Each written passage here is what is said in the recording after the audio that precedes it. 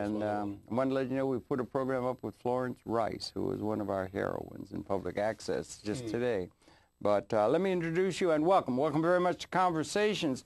A very pleasure to welcome to the program Cornelius Ricks. And Cornelius Ricks is the president of an organization. He's a publicist, and he's a design person, studied at Parsons, and he's a publicist, and he's got a particular project, but he's the president of Half Moon Productions, and he's got a particular project that he's interested in, and it's Celebration 2008, Celebrating Moms, or that sort of thing. We're going to talk some about that. Cornelius, so good to see you, and welcome to Conversation. Good pleasure. Okay. Now, share a little bit of your own background, please. That's where we like to start here. Well, basically, I grew up in the South, and my mother moved to, basically grew up in the South in Virginia. My mother basically went to Virginia State, and she got her master's at Virginia State, and then she went to Columbia and got her doctorate. Got a doctorate degree. That's very good. Early childhood education. And she would have done that around when? She got that back in 1955. God bless her. That's really good. That's serious. Yeah. In education? In early childhood education. That's very important. Very impressive. During that period of time. So by her passing, you know how you have our obituary, and you never, you know, it's my mother, you know, and everything like that, but I never really looked at her to be, you know, someone to be that special that other people will look at and really admire her for some of the things that she's done. So basically, what I've done, I was showing the bio, and people that saw the bio, saw the obituary on her, said to me, Cornelius, you can't let that die.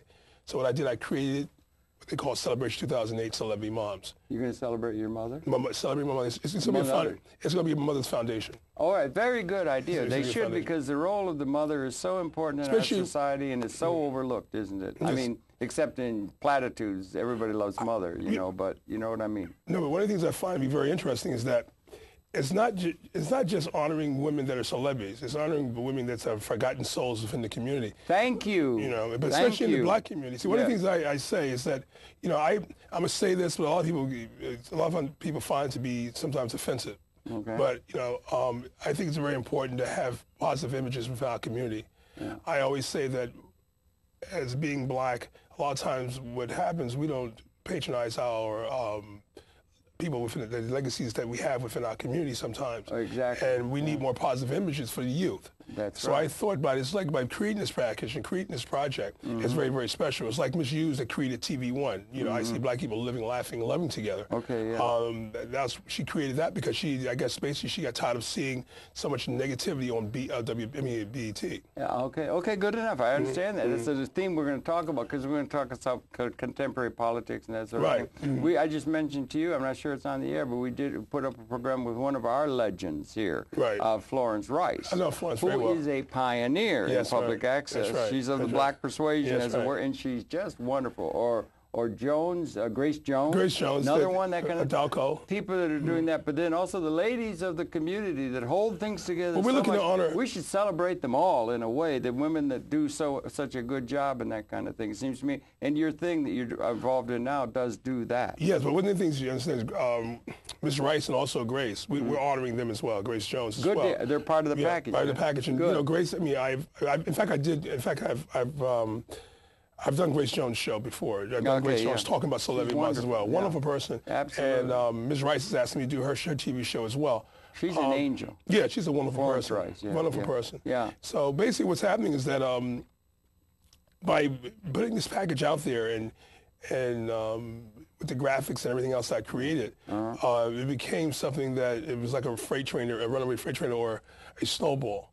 Yeah. It was a snowball effect. And basically the people that I've been talking to about this particular package, everybody's just falling in love with it. Okay, yeah, well, since we're talking, we're going to get on to your background, because you got an interesting background. You know, you brought up your mother and everything. Right. But let me show, maybe it'll take a second, let them come in on it. This is a very well put together graphic. You did. And you studied at Parsons, yeah? Yeah, so you have a sense of design and art and so forth. No, but I didn't study at Parsons necessarily. I studied film at Parsons, and I studied visual merchandising at FIT. Okay. Fashion Institute of Technology. Now, can you come in on tight focus? Let's give them a second. You can't? I don't know. You can't come in on my camera on this there? No, the other one, please, if you can, let them see this. This is a picture of a number of the women that you'll be celebrating in this. There we go. Yeah. And these are some of the women, all put together in a montage and everything. And Right. you're celebrating with this project you got going now. We want to let people know about Right. that. Well, the project itself is basically what was called Celebration 2008. It's basically, I was launching it actually launching it in March for Women's Month. We're actually doing different events for February for Black History Month. Right. Okay. Yeah. And one of the things we were talking about, one of the things we were doing with this particular package is basically finding more of positive images within our communities that we can basically deal with honoring people that are HIV, AIDS, cancer, alcohol, drug problems or whatever. But I figured that by doing this, by starting off with women first, I would do celebrity moms first, and then I would do celebrity dads, celebrity kids, and at the end I would do celebrity families. Okay. And I bring it together as a project. So a number of projects, projects you've got in mind. In mind on this project Good here, for you. different steps. Well, I hope you get a lot of support for that by people who can see the importance of it. Definitely. I'm working on sponsorship now. Okay, I'm wondering. Yeah, we'll come back to it, right? We'll let them know at the end how they get in touch with you and so forth at Half Moon. But coming back, because we sort of peeled off when we got talking about how your mother had taken a doctorate degree in 1955. Right. That would connote to me that within the family there must have been a considerable, within your family around the dinner table, there must have been considerable concern with things, educational things and concerns like that. Well, my mother pursued such a course. Yeah. Well, my mother sent I have an uncle that passed back in the 1980s. Yeah. And basically, she put him through Virginia State as well. She paid for him to go to school. See, she was into the education. She was very, very concerned about education. Kept up on the news. Kept up on the news. All that. She was very, very concerned about the news. And encouraged you in your educational... Well, basically, yes. But it took me time. I was going to say, I had a sense you probably had a little moment of precociousness when you were young. You were probably called an imp more than once, right? Well, I wasn't. I'm just guessing. Don't go there, Harold. Okay. But the bottom line is that what happened is that I was a very rebellious kid at first. Okay, I went to military school. I was sent to military school. Because was that other than court-ordered incarceration? No, it was not. I wouldn't go that far. Oh, I wouldn't go that far. No, it was not court. It was something that my mother thought as though that all my father and my uncles and everybody else was in part of the branch of service. I thought that was something. Oh, they were in the military. They were in the military. In Virginia? Virginia's got a lot of military down there. A lot of Norfolk and that. Yeah. But RTC, they came at RTC and things like that. So, were your uncles and dads or whatever officer level military? Basically. I think my father was a sergeant. My uncle Joe was a lieutenant. Was he a top sergeant? I don't know. I think he was. I don't know. I had to do military. You did military school. You didn't do the military. No, I didn't like it. I was a private. I used to try and explain to the sergeants how we ought to make things more democratic, and they didn't want to hear it. I liked military school. I had a great colonel that was there. Colonel Head was his name, and we were in Stratford. I went to school in Stratford, New Jersey. I went there for like 4 years. Okay. But I loved it. What age? 14, 13, 18? 14, yeah. Something like that. That's a really formative time. Yeah, right. Okay, go ahead. But I really, what happens is I really enjoy. At first, I was homesick. I used to wake up and like crying. But the thing is that after getting there, I ended up enjoying it. I loved it. You like the structure? I like the structure, and it was something that was groomed into me. It's something that feels like dealing with who I am today. It feels like how I carry myself, and that's what I love so much about my mother. My mother always always structured us to have a positive image of who we are. Okay, that's important. Yeah, it's very positive important and responsible. Especially about being a black youth. Yeah, I guess it's hard. It's really hard. That's one of the things I kind of want to talk about a little bit and everything, if you don't mind, because we're in a political season and everything. We just had and you've known a lot of people. You knew Stokley Carmichael, I met Stokley, and you knew a lot of people that are in the community. Well, I've met Stokley. I met Stokley NYU about maybe 20 years ago. Yeah. When I was living in the village. And you were you political? Time of Martin King, all that. You were. Well, young, no, I was young. Where were you at in that? In all of that very civil rights interesting stuff and everything. I was in school. I was in military school. Okay, The night that the day when King was shot. I was actually in military school. You were. And I think the colonel actually said it over the PA system that they killed him. It was really incredible. It was very dramatic. Awful. It was just awful. And the country was so roiled. Really? But there was a lot of good coming out of Civil Rights Bill, Voting Rights Bill, all kinds of good things were happening in that particular time frame. But there was a lot of tension abroad in the air. Well, you have I mean, within that time span you're talking about, you had King, you had Malcolm, you had John Kennedy, you had Robbie Kennedy, and you had Stokely. You had Stokely. Yeah. Well, I'm saying the time of people being assassinated. Absolutely. When you started doing the assassination, but one of the things that I've loved so much about being during that period of time is something that you can never forget. Yeah. And like someone like Shirley Chisholm, she ran for president. Well, she was the first black woman also elected to Congress. First black woman ever to run for president. That's a marker. That's a marker, but not only that, she's the first black woman to run for president. She was also the first black woman that was elected in Congress. That's right. From Texas, wasn't she? No, she's not. She's from Brooklyn. Was she really? I got mixed up. Who's the one down in Texas? There was a real prominent black lady down in Texas. I forgot her name. Hey, it'll come to me. But anyway, Yeah, but Shirley Chisholm actually came up as congresswoman out of Brooklyn. She actually lived on President Street. I used to date a young lady who used to live around the corner from her, and we used to go visit her. Really? Yes, and one of the most sweetest ladies you have met in your entire life. I bet you it would be, all of that. And then I also hear from the conversation you got to do with the Nation. Then. Nation of Islam. Yeah. Yeah, well, I'm studying within the Nation. Yeah, I'm studying within the Nation of Islam. Within the Nation, so you're in there then. So that's a lot of change. And we also have a common thing with Stokley I had and you had. I have great admiration for the member, Mr. Muammar Gaddafi of Libya, which he gets a lot of bad press. So a lot of the people, and Malcolm in his day got terrible press. Yes. Horrible. But Malcolm was one of the most sought after. You look at King, you look at Malcolm, but I think white kids in universities were very impressed with Malcolm. He was the most sought after black man over King, as far as like Malcolm going to different universities and different things like that to deal with his views, and it was very, very interesting in the views of the Nation of Islam and Malcolm's philosophy. And they also had, when they marched to Harlem Hospital, they had discipline. And even out of the movie, Spike Lee movie, they got well, that's only in the movie. So that's right. Yeah, I know. But they teach. But in the Nation of Islam, the Nation of Islam teaches that type of discipline. The Nation of Islam is something that what we're talking about today. When we started talking about charter schools and we started talking about privatizing young ladies' classrooms and boys' classrooms, this is something that Farrakhan has been doing. And Farrakhan gets a lot of bad press. Well, yes, he does. But more than he deserves, perhaps, right? Well, There's a lot of conflict, and it kind of want to get if you don't understand a person, sometimes, people, especially when you start dealing with white people that really don't understand the Nation of Islam. Yeah. And most white people are going to have a hard time understanding a lot of what goes on within the black consciousness, I think. I think that it's a different experience, different historical background. And we ought to be more able to understand that than we are able to. It would be good if we could rise above all that, but it's still there. Racism is still a big, big issue in this society and the world. No, but I think a lot of times what happens a lot of times, especially within the black community, we have a tendency to sweep things under the rug. Okay. I think a lot of times we do not bring things to view. We forget very easily. You know what I'm trying to say? And it's okay, because sometimes I always say to people sometimes, it's okay for the Jews are talking about their Holocaust, but it seems as black folks start talking about their Holocaust, they go, there we go again. Well, what about that? It is. Why is, I would just bring it up because it's right in the air. Now we got Mr. Wright and we got Mr. Obama right on the scene. All that is so Al-Quran. But why is it that when they talk, they've got it down to where the Holocaust is wanting to be only the effect of the Jewish suffering. Right.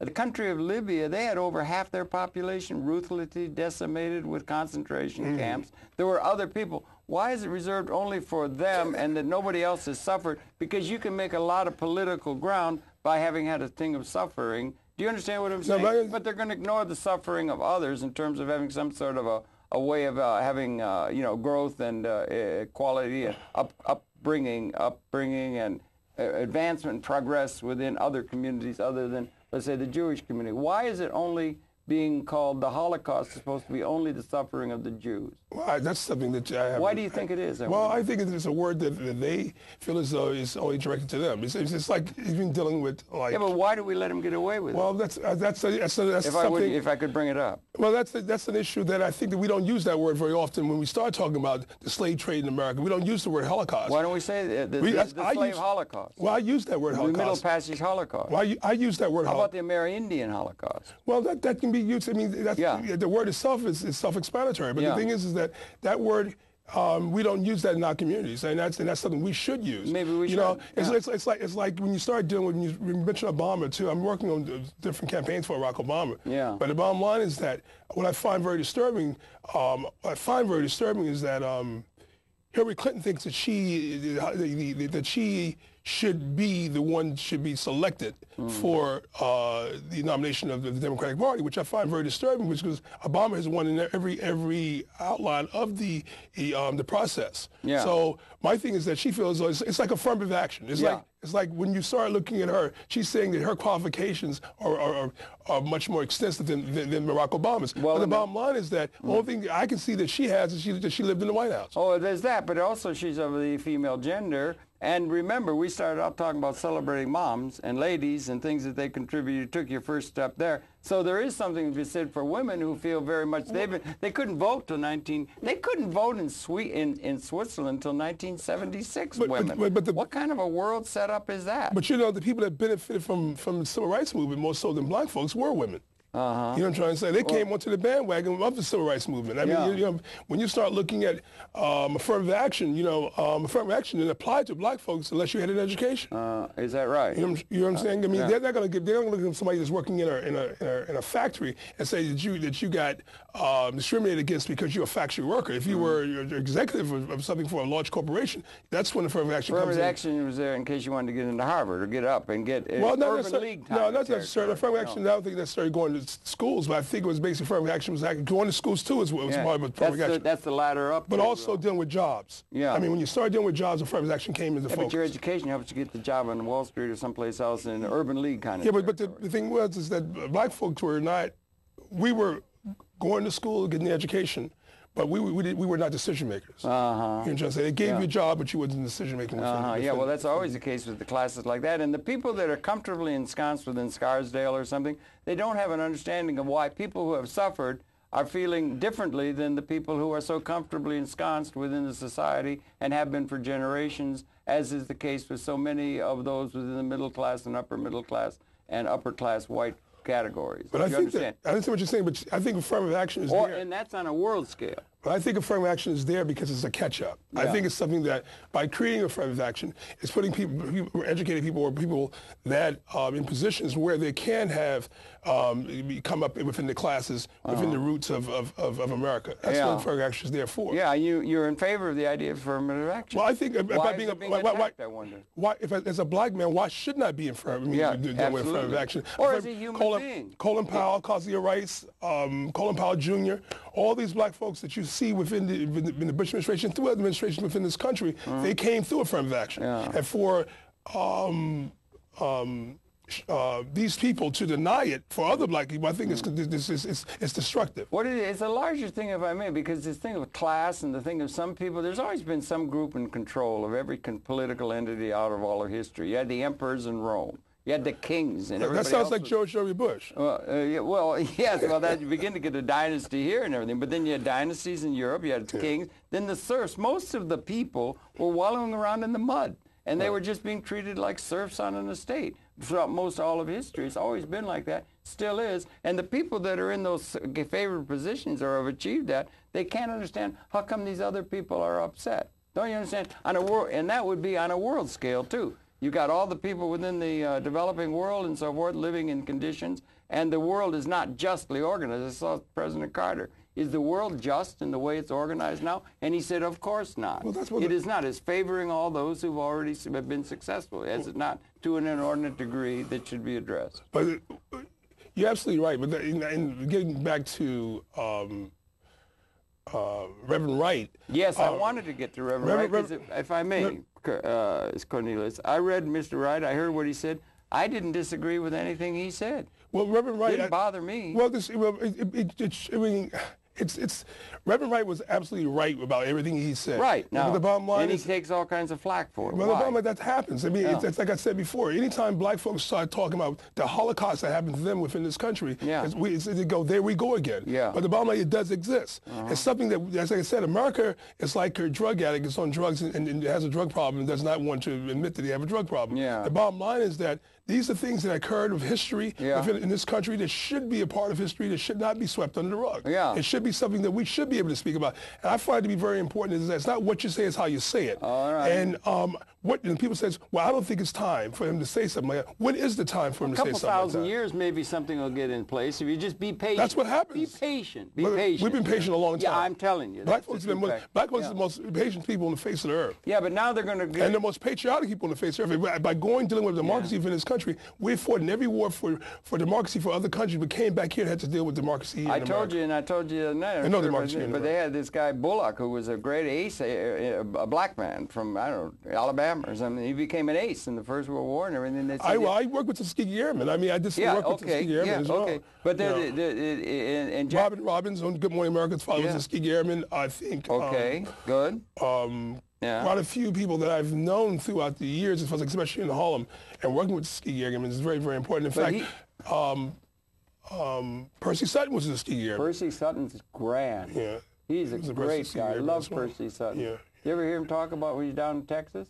He said he wanted to be, he was in the funeral business, the family, you know, and everything, but he was down here in Texas, and he wanted to be into television and whatnot. I know Peppy. But he walked around with the corn cob. And he walked around saying, this is Percy Sutton broadcasting out with the corn cob. And then he went and became the chairman, you know, he's a great guy. He's definitely a historian. And but this fellow Bullock was in Europe, and he was an ace and everything, hang out with, who was it, Joseph Baker and all that kind of stuff, jazz and that, but he was a real good, and everything, and we were talking with him, and at First World War time, and in Europe you didn't have it. You didn't have the same racism. She was over there. It was better for jazz and black guys and all that kind of stuff in Europe. Right. And he said the only thing Black Jack Pershing, you know, the director of the expeditionary forces that went to Europe with soldiers, the only thing they brought to Europe other than these soldiers was Jim Crow. And they brought it was all segregated. Everything was segregated. Right. The Jim Crow thing, I think it was worse in North America maybe than anywhere else. I'm not sure. Well, you know, when black people... But we ought to call it to the attention of the society every once in a while without being persecuted for doing that, don't you think? No, but the thing is... But Obama's trying to rise above it, and maybe Obama's another issue, but the bottom line is, like you're talking about Europe. The bottom line is within Europe, black performers went to Europe because they were not getting the respect they were getting. I mean, supposed to be getting here in America. So Europe has always been a place where I think America. In fact, I was in London. I lived in London. I was living in Earl's Court in London. Yeah, so I was over there. London's a great town. Yeah. Well, see, the point is that here you had that thing, and here we got it. And so Mr. Wright brings up a couple of issues and everything like that, and then Mr. Obama takes the heat for the anger that is there in the people. Do you understand what I'm saying? You know, but the thing is that Obama cannot control. It's like me sitting on your TV show. If I want to say something on your TV show, you can't control that. Well, I can try. I can try to rein you in, brother. I can try. I mean, but you know, but that's what Obama's trying to do. Obama's trying to rein him in. Hold on. Don't use something that I want. That I'm interested in. Right. Yeah, interested. His views is not my views. Right. But the bottom line is, like they said, in the black churches. You have that going. Maybe you don't have to be a politician. Maybe white folks should start visiting black churches more often. We should, by all means. There's a lot of soul in them churches. Well, Abyssinian has a big congregation, and there's a lot of white folks that go to Abyssinian. Yeah. And one of the things I want to study also is really interesting is that you ever heard of Mother Amy Zion Church? No, I have not. No, sorry. I should. I'm going to. Mother Amy Zion Church is a church actually. The church that was founded by Harriet Tubman, Zion. It's where goes way back. On 137th Street, where actually Frederick Douglass hid from his slave master. God bless him. And also Paul Robeson was a member of that church. God bless him.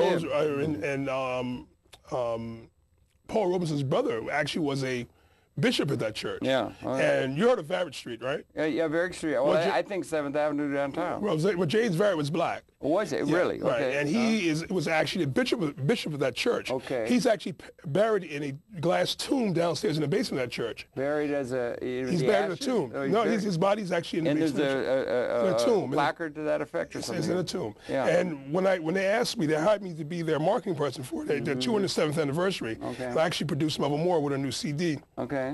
I'm still here, and I own the clothing line with Mother Moore. And we actually did the 200th anniversary in a very, very interesting church. Yeah. And I always say historically it's a church that every black person should visit and basically deal with going into church. That one downtown? No, it's in Harlem. It's in Harlem. It's right around the corner from Abyssinian. That's a tribute to Varick?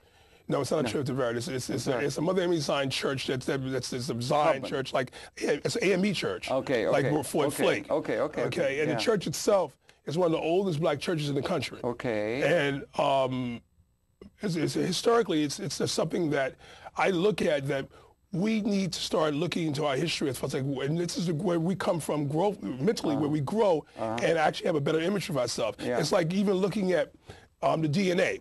Yeah. You know, when you start dealing with the African burial ground, you start dealing with, when you start knowing more about yourself, you start respecting yourself more. Yeah, that thing that Gates has been doing out of Harvard, they've been doing that big time. Well, that's not, the people that actually wasn't Gates in Harvard. It was actually done within Harlem. The bodies, not in Harlem. It was done in Schaumburg for your DNA. Okay. But the bodies were found downtown, down by Wall Street. That was her burial ground.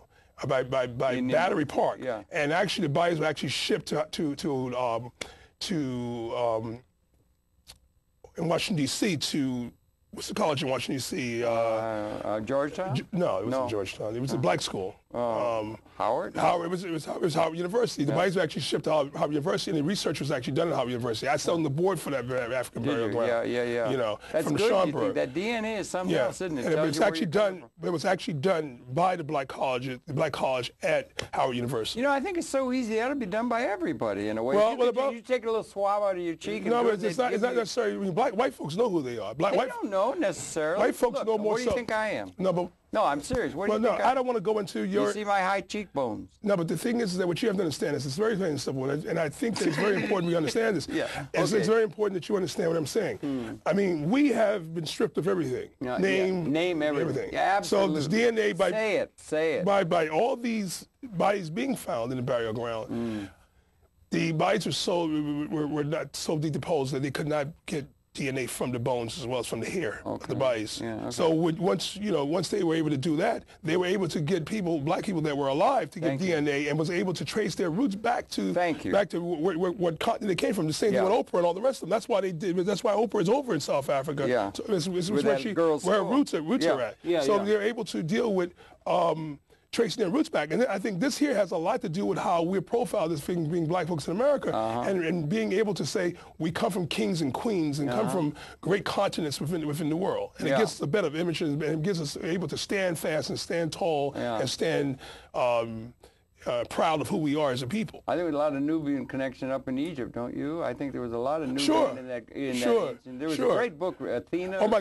girlfriend's incredible. There's a great book written on that. My girlfriend studies that. You know, and she's a wonderful person on the philosophy of the Egyptian. But I think it would be good if everybody got their DNA done. It could be just done as a routine thing in order to get as much as they can give you scientifically what the roots are. I mean, the Mormons are doing. They're into genealogy. Really big time. I don't know. Yeah, but I think that my whole point. But your thing is that there were people who were stripped of all their identity. Well, and when you got your identity taken away, man, that's really serious. Well, I think that they're using it now. They're using it now for criminal cases as well. But the bottom line is that by doing that, they said they were able to find this DNA within these in the burial ground of these Africans that were actually buried down in Battery Park, and actually what they did downtown, they actually built buildings on top of it. If you remember when David Diggins was in office, they were digging to put the foundation. City Hall somewhere. Digging down there in Battery Park, and they were actually going to build a building there. And David Diggins says, no, you're not. You're not going to build over top of it. You're going to make it into a museum. There was also an Indian burial ground they found. Well, I don't know anything about the Indian burial ground. And the thing about the Amerindians is a whole other story. Well, that Indian burial ground, I mean, we can go into so many different areas about who were buried here, who's buried there. But the interesting thing about it, historically, we never looked at how the slave trade was actually here in New York City, how these people were actually killed and murdered and actually buried down there and covered it up. Yes, right. You know, and that's incredible. Right, I mean, here in New York. Right here in New York City. It was all here. Right. You know, and it's really incredible how, you know, you look at, you know, all these different black churches, like especially like Mother Amy Zion, and what I found to be very outstanding was that I was actually able to stand and speak from the same podium that Frederick Douglass spoke from. Wow. You know, and what a giant. It was something that I could never imagine. You know, and he said with such dignity and such you know, eloquence. Something like that. That's what you need, that kind of thing. And we have those kind of people now. Now, this thing about Mr. Wright, it's all in the air now, and he's taking a lot of heat. Why exactly? Like, if they mention Islam, if they mention the nation, or if they mention, let's say, Malcolm now is getting to be where he can be praised and everything like that. But Mr. Farrakhan still gets, it's just a thing where you get an immediate reaction that that there's some connection. They're trying to connect him to Farrakhan in the public mind. And for some reason, the nation and Farrakhan is something that is a real instant turnoff to a lot of people. I'd like to know why. Well, what is there that's so terrible? I'm not a spokesman for in the public consciousness. I'm not a spokesman for the Nation of Islam. No, I know that. But the bottom line is that I think that if you don't, especially if you don't know a person, you have a tendency to think negative. I mean, especially when a person speaks the truth. Yep. And I think America's not ready for the truth. So I think a lot of stuff that Mr. Farrakhan is saying is true. Yeah. I mean, the bottom line is that it's one of the things that Mr. Farrakhan is not just going around calling white folks devils. He's calling black folks devils too. Black folks have devil's wage as well. So I really appreciate Mr. Farrakhan. I really respect Mr. Farrakhan as a minister and as my minister. The term that usually comes out of the minds when they do is say the thing you hear all over again, he's anti-Semitic.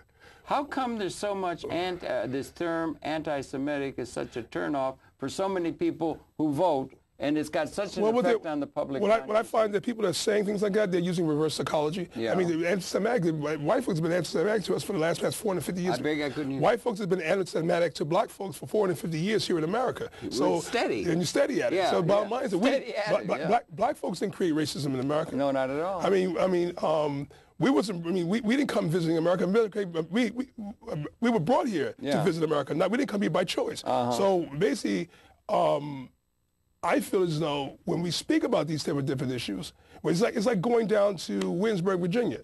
When you go down to Williamsburg, Virginia, they have these little colonies. You go down there, it's an entirely different world how they actually look at how slaves were treated down there. When you look at it as a colony down there, you think that the slaves down there had such a wonderful time on a slave master's plantation. And singing and everything else. It wasn't like that. No. And America basically do not want to speak the truth. It's just like, dealing with politics. I mean, when you start dealing with a perfect example is the Bush administration. I mean, they lied about everything. You know what I'm trying to say? But the bottom line is that we have a tendency to overlook that. We forget very easily. Who's the we? Public in general? I'm just saying the black community have a tendency to forget. They do. We have a tendency to forget to see things in the way. You say, oh, my God, I can't get involved there. A lot of them are concerned about their jobs. They're concerned about their friends. They're concerned about what people are going to say, association. The people are very, very, very afraid of who they're associated with. A lot of the way the world's set up is around economics, isn't it? And that some people are what they call haves and other people are not. They have these and have trying to be. Yeah, they're that's trying a to be. big issue too. I'm gonna try to be. Well, and Mr. Carter said the other day, you do not have a system that's just, and we have a world that is not. It is singularly unjust in terms of allocation of resources and economics and all that sort of thing.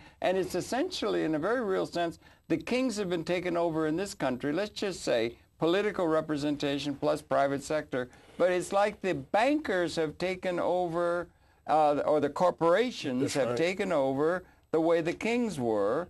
And for the mass of the people, in order for them to have something to eat, they are treated. Well, Enron is a perfect example. It's all Enron is not a perfect example because it's just sort of anyway. But in order for the people to be able to eat, they have to serve the interests of the people who own all the assets, very narrowly held the assets in our economic order of things here and in every political entity across the country, across the world, and the world economy itself. There are a power group that controls things. Yes, exactly. And then everybody else, they're really like serfs on a feudal estate. They've got to hustle to go do what it is that some little bit of good is trickle down through wages to them and everything. But there's anything like an economic liberated position for everybody. We haven't got anything like what the future might require if we're not going to just blow ourselves up the way we've done with such alarming regularity through the human experience now that the weapon systems are species lethal. We need something new. Well, the thing about it is very interesting, too, for you to say that. I mean, years ago, you were talking to people that you had the middle class, you had the rich, the middle class, super rich, whatever. But you don't have just poor people. You have po people now. Yeah, po people. I mean, you don't have people.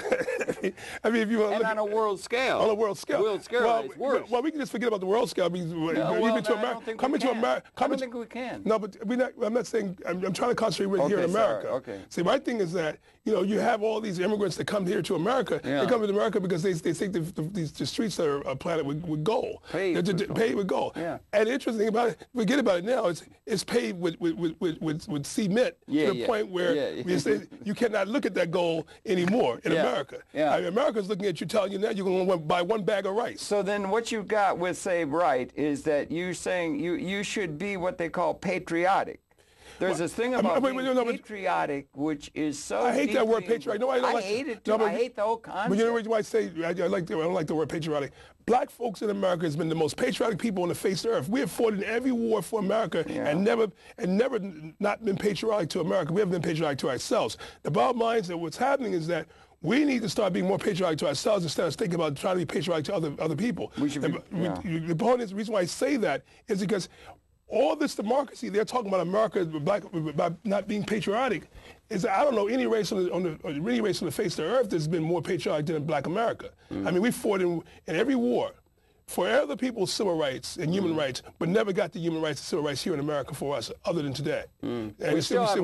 We should have. We still, that's right. And that's what I love about you. And that's what I love about you when I was at your house, at your penthouse. That's what I love about you. By talking to you, it was so wonderful to meet you and talk to you, and what we had so much in common, how you feel about the issues of who we are as a people. It's a human being. It's not. Civil rights is an issue, but it's also human rights. I think when you speak about human rights, it oversees all the rights of you being a human being. Yeah. The Universal Declaration is a major document. Exactly. But we still haven't gotten to it. They haven't gotten to it. But see, it's incredible for you to be a white brother to come along and speak about some of the issues that you speak about. I find it to be very incredible because. I've met white folks that actually love Mr. Farrakhan. I mean, there's white folks. I like the nation. There's people that love Malcolm. That love Reverend Wright too. So I like Wright. I listen to him. I say, well, so what's so bad? So why are we knocking people that are actually speaking the truth? I think we really have to look at the picture of what has happened here in America and what has done to the Black community. Sure, Black folks in America is angry. I was just down campaigning for Barack Obama down in Philadelphia. Good. I understand what Barack Obama was saying about these people being mad, and being angry. Because what was happening is that I was down there and they gave us a list of, it's very interesting, they gave us a list of houses to go to with names on it, with addresses on it, and the houses didn't exist. What? Okay, we went looking for the house. The house wasn't there. The only thing was there was a bombed out building, or if the building was torn down, it wasn't there. It was a lot. Oh, right. It's getting so bad. These people are living down there. I'd never seen anything like that in my entire life. There's nothing left of the hovel. I mean, but these are Black people. These are Black people. I mean, being disfranchised. Yeah. So my whole thing is that I look at Obama. Serious. Well, I look at Obama also to bring a different image of who we are as being Black men in this country, as being Black people throughout the world. Barack Obama has a certain style. He's a class act. His wife is a class act. He's brilliant. He's a family man.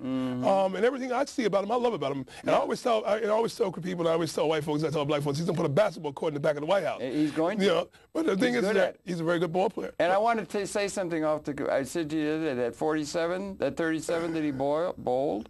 Right. That was only 7, what do you call rounds? But how many Black people you know that? What do you call it when you do a strike? No, not a strike. It's 10 frames. Right. Is it frames they call it? Yeah, 10 frames. Right. When you roll the ball. There was only 7 in that where you got the 37, and 2 of those frames were bowled by a 4-year-old kid. Yeah, you had a kid. So I mean that ought to be added to him. He has so much class he didn't bother bringing it up. I think in Black communities, he can do better than 4. But it's odd that something would go, and people would actually say, well, if he can only do a 37, I can do a 104. I mean, you know what I'm saying? The decisions in so much of the popular mind are in such petty ideas. No, but the thing is wearing a flag pin in your lapel or something, as though that mattered for anything. No, but the thing is people cop to those ideas for some reason, and particularly the idea of patriotism. Well, the thing is that I think that what we need to do is stop worrying about what people say about us as being a people in America, about being patriotic to America. We have been more patriotic than anything in the world. We built America. You're talking about yourself. I'm not talking about myself. I'm talking about Black folks in America. Yeah, right. You know what I'm trying to say? So for them to even question who we are as a people, it's very disturbing. What they need to do is question who they are and what they have done. Yeah, but I think, they're afraid of the people. There are people that are afraid of the people that are like that. And one of the things that comes up, we got ourselves an enemy now. We used to have communism to kick around. Remember all the Marxists and the Soviet Union and all that? Don't got that anymore. We just got the bankers running the world, and then everybody else on their estate and everything. You don't have a just order economically or politically and everything. So then now we got the enemy du jour seems to be this thing Islam. 4.7 billion human beings that are giving us some sort of trouble. And so that's the enemy du jour, like the Axis were in the Second World War. So they want to target, maybe that's why they take so much heat within the nation, or Mr. Gaddafi, or Mr. even Ahmadinejad. Did you see Mrs. Clinton said the other day they're going to obliterate Iran if they threaten Israel or something? Maybe that has something to do with why there's such an animus against the Islamic Muslim world. Well, the thing is that what I find to be very, very disturbing is that they created it. America created the situation that they're in today and created the problems. I mean, I'm not going to say all the problems within the world, but the bottom line is America's always had some type of influence within. You notice how much they are disrespected in the world? Well, the bottom line, we can go. I mean, but the thing is, they made it worse. The thing is that when you start demanding to people of their heritage, of who they are, it's the same thing that they've done to the Indians. They want to invade the whole country. Look what they did to the Indians. They didn't come here. I mean, you know, they didn't come here seeking friendship in America. And any place they go, they don't seek friendship in America. I'm not saying all white folks, but the bottom line is that one of the things we have to understand is that somewhere down the line, something has to change. And I think Barack Obama is the perfect candidate that can change that situation. I think the brother has a lot of style. He holds his head for what he's been through. If that was me, I'd be a raving lunatic. I saw Martin Kingsley. Martin Kingsley, you know him? He used to be Newsday or something, and then he got Parkinson's, so he's shaking a little bit, right? But he's a bright fellow, and he writes for Slate now, I think, or something. But he's on there, and he's saying to Charlie Rose, he was on Charlie Rose, and he said, it's something when we get to a country where a man that had a single mother and is black is called elite, you know, and they made that flip on them. How the hell they can pull that off? It's PR, you know. They twist, well, you know, one of the things I learned is that it's like everything is edited. I mean, the bottom line is that Reverend Wright made those statements years ago, but all of a sudden now they edited it to the point where it seems like he said it today. The bottom line is that you know, you cannot, I mean, I don't agree with everything Mr. Farrakhan says, but the bottom line is he's still my minister. And the bottom line is that he's someone that I look up to for strength and image and prestige of who I am as a black man American. I think with black women it's the same. And the reason why I say that is because I feel as though what I'm doing with the Celebrity Moms thing is something special. It's something that we need within the black community. It's just like when we needed TV One. It's just like when we needed TV One with Miss Hughes. Kathy Hughes is a very good friend of mine. I love her so much. She's the most sweetest woman you ever met. She's the founder of TV One. She owns TV One and Radio One. How long has it been going? Oh, at least I think a couple of years. At least I think it's at least 8, 9 years. I don't know for sure. I don't know for sure. But I know when I worked with her, I produced the Harlem Book Fair with Max Rodriguez. With C-SPAN. You helped produce the Harlem Book Fair? Right. Very good. Right, I did the Harlem Book Fair. Venue. I worked with the American Cancer Society with Harry Fanny. Good. And we did, you know, Harry Fanny had colon cancer. I'm sorry. Colon cancer. And also my buddy Bill Perkins, the senator in the state of New York, he has colon cancer as well. I think he has colon cancer as well, but I think he's doing very, very well. But he's a great guy. Do things with it. And and I was at a relay with him the other week with the American Cancer Society, and I worked with him as a marketing person for the American Cancer Society with the Hip Hop Church with Curtis Blow.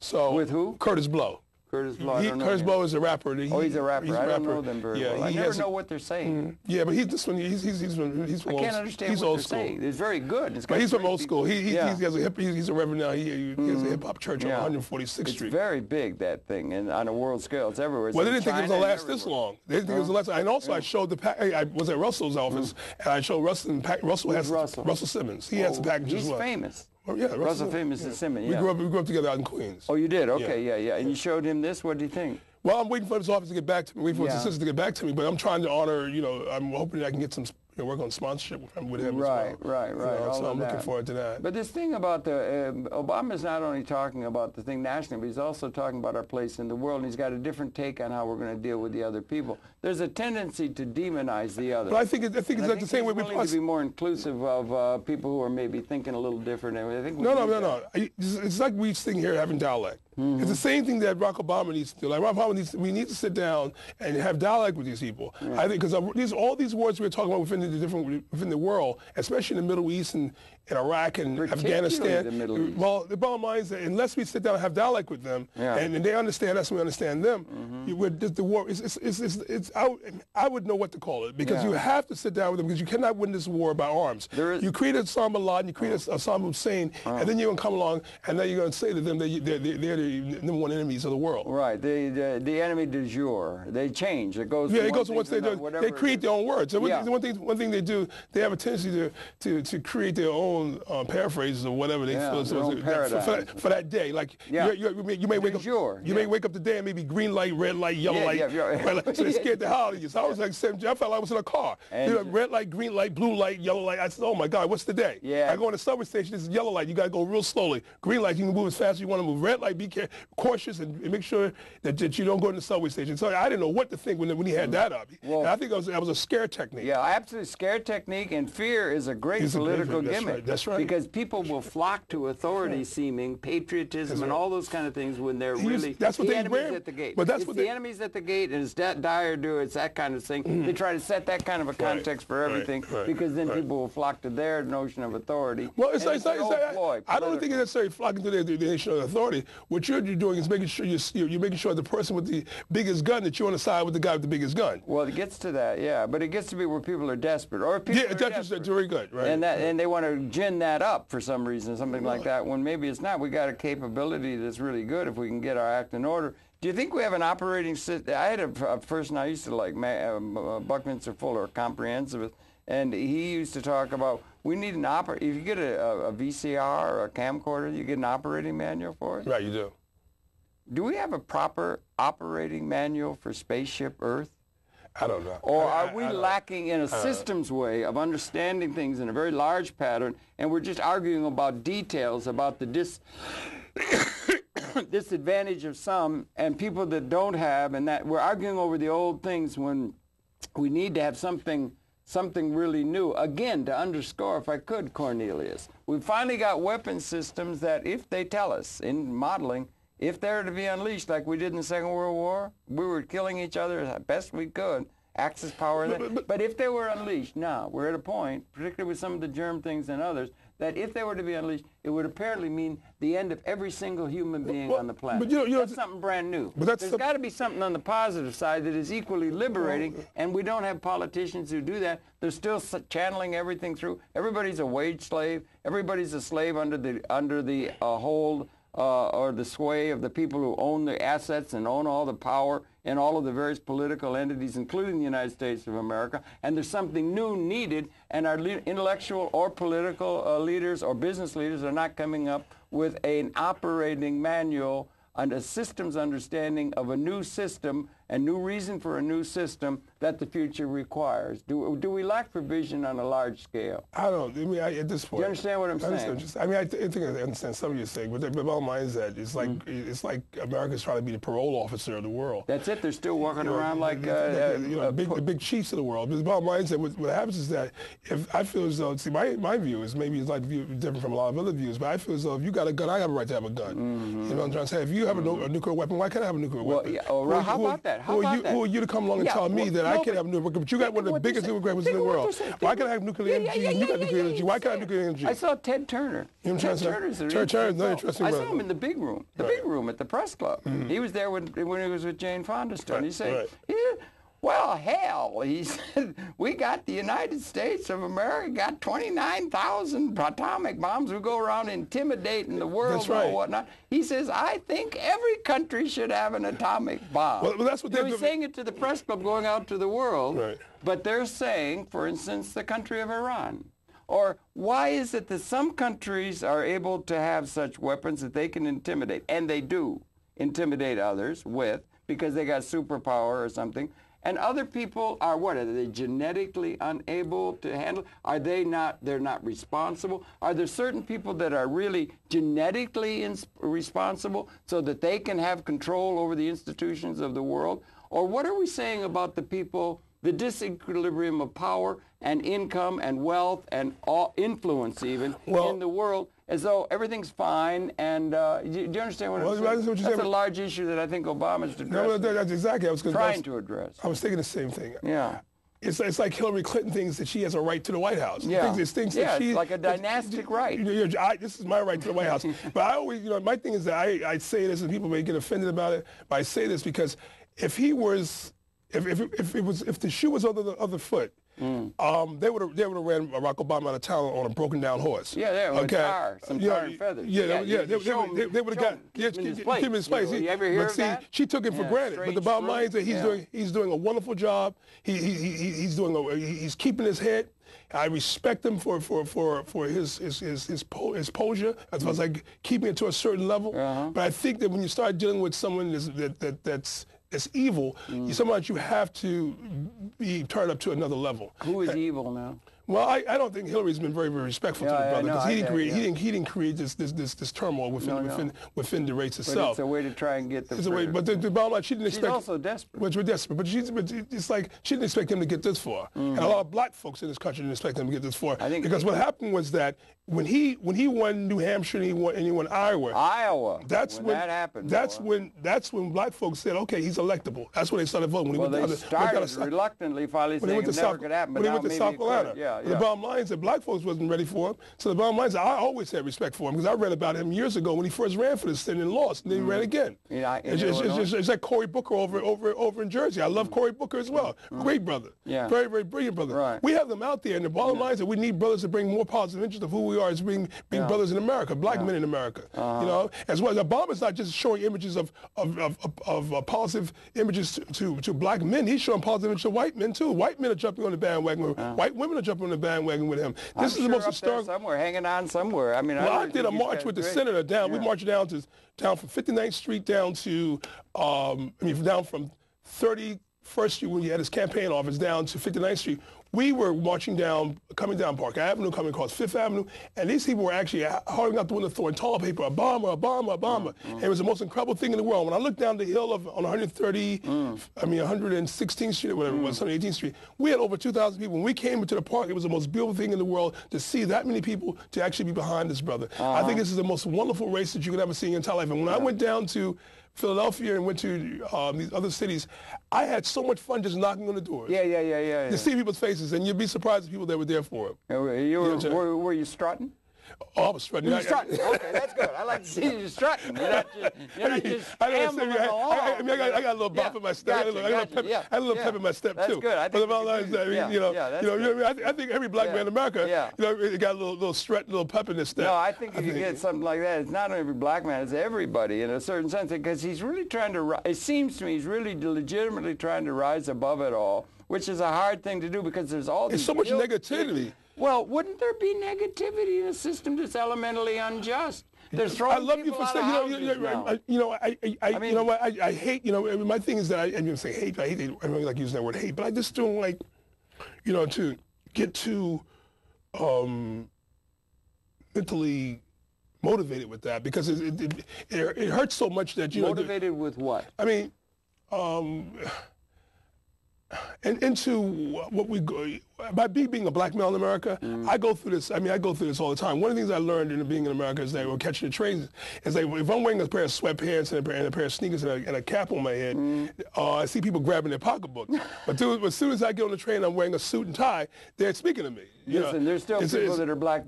Cabs go by them. That's right. But there was a big baloney. Well, there was a big thing done with B. Smith, Barbara Smith's husband, that they did something back. I think it was on 2020, and they did something where they had her husband standing out in the street, waiting on a cab and trying to get a cab, and every cab rolled past them. They stopped and tore off. But then when they switched him and put a white guy there, the cab stopped. You got to make a movie out of it. Thank God for humor, right? It's incredible. It's the stereotypes of who we are is really incredible. But the bottom line is that, where's Richard Pryor now that we need him? Well, Richard. Or Wilder, he's great. You got to throw fun at him. It's good that young people are going to the Comedy Channel and whatnot so much because it's so absurd. So much of it is there. So much you got to laugh instead of crying sometimes. Yeah, I know, but it's also hard. I don't think you probably realize quite how hard it is because you throw it out about black and all that and everything like that. But do you realize how hard it would be? Because if you're concerned with these things and you got something where you've been put upon by history, then you got a legitimate reason to bring all that up, Well, but think about me. Do you ever realize? Just think about it. We're getting to know each other. We're going to be good friends. Don't know each other. But do you realize how hard? I've known your friend. Do you realize how hard it is? You know what's really incredible? I was going to tell you something real quick. It's really incredible. I've known your friend Maggie. I know Maggie almost 25 years. See? And it was really surprised to come to you guys' house. Yeah. You guys spend the house and see Maggie. I love Maggie. I think Maggie's, it's a small world. Yeah, yeah. And I always say God brings people together for a reason. It's a pleasure meeting you. I think it was the dog that won you over. The two dogs that were there. Oh, yeah. But I'm trying to make you realize something, how hard it is. Because you can say, I'm a black man and all these things and all that. And you're a black white man. No, you are a black white man. I want you to understand how hard it is if you're concerned with things social and what. I'm a white, Anglo-Saxon, Protestant, heterosexual, and worse than that, you think that's hard. How would you like to have to carry that kind of a thing? You don't have any of the gays or anything. You have no identity. You have no identity. That's frightening. That's frightening. And no, worse than that, I come from royal stock of Britain. Do you realize how hard it is? Do you realize just the difficulty of trying to live? I've got nobody to complain to. So when you sign an application, I'm responsible for that. My people are responsible for the mess. So what do you put How would you like to be in a situation like that, Cornelius? When you put an application, what do you put in an application? Well, I don't know. I try to avoid you should that. Write something. Write another name down there. No, but it's really hard, because you got nothing to identify. There's no movement for white. There's no movement for when finally you get through all the black women, the black men, and the Indians, and then you finally get down to white, Anglo-Saxon, Protestant. What was the other thing? Heterosexual of royal descent. We finally get down to including them in the panoply. Doesn't mean nothing. No, that's what I'm saying. You say, what are you complaining about? You got nothing to complain about. You get like I'm with royalty. Yeah, right. I know, but how hard it is, just contemplate how hard it is to be in that kind of a position. Well, we're trying our best. Yeah, but I just, my thing is that I just love so much that we had a chance to really chat. But that's one of the reasons why. It's the beginning of a wonderful friendship. Rich, I love you, man. And the thing is that, and I don't say that very much about white. You don't say that to everybody. You don't white person, but white person. See, royal. Since you're royalty, we'll be good friends. Edward the First. You bet. But the thing is that my thing is that the reason why I think I said before, the reason why I did that package and putting so many black women together on this package was because I thought it was important to deal with who we are and dealing with this, dealing with the spirit of hope. I'll hold it. Now, I want you to see what was in it too. We're coming up to the end here, so let's just get it to where you can look at this. This is the thing he's currently working on, and spell it out. Did you see the spirit of hope? Did you see the spirit of hope? The spirit of hope inside. This is one of the ones too. The spirit of hope. Hold that up. The spirit of hope is something else. Dealing with how we put this together as well. Yeah, okay, let's let him see that. There, come in tight on spirit of hope. Talk to a quick. We got a minute or so left, so get the word in. Well, the spirit of hope is a collage I created also dealing with sponsorship. It's supposed to like sponsoring money. And the reason I call it spirit of hope is hoping I get some spirit. Hope I get somebody gets some spirit to give me some money. All right. But the bottom line is that it's a wonderful project, and I think that one of the things that we're working on, I'd like for you to stay in touch with me and basically work with me with that. Absolutely, whatever. Do some other programs. If you're helping out people like Florence Rice, yes, I'm all with you, man. They're wonderful. I just finished a great show. I have to do also great Florence Wright's show. Give my love to Florence. I will. And Grace. I will. Yeah. I will. Okay, so it's really a pleasure. They're going to be running our credits on. I don't have the right timer, so we're getting close to the end, though. But it's really good talking to you. I wish you all the very best. Thanks for coming in. It's a pleasure to have you. Happy to have you. It's a pleasure for you to have me. Yeah, thank you. And I really appreciate that. I'm glad that you invite me down. Oh no, it's a pleasure. You should maybe you should come down and become involved here. You can start a show. Why don't you start your own show down here? That would be interesting. This is the best news in New York City. This is a place where it's open to all the people. Public access is an extremely important institution. You should start publicizing it among everybody. It's an extremely interesting and totally unique institution in the history of communication for reasons that we could go into. But you should support it. And one of the best ways you can support it, why don't you come become a producer? Put on a show. Educate the people.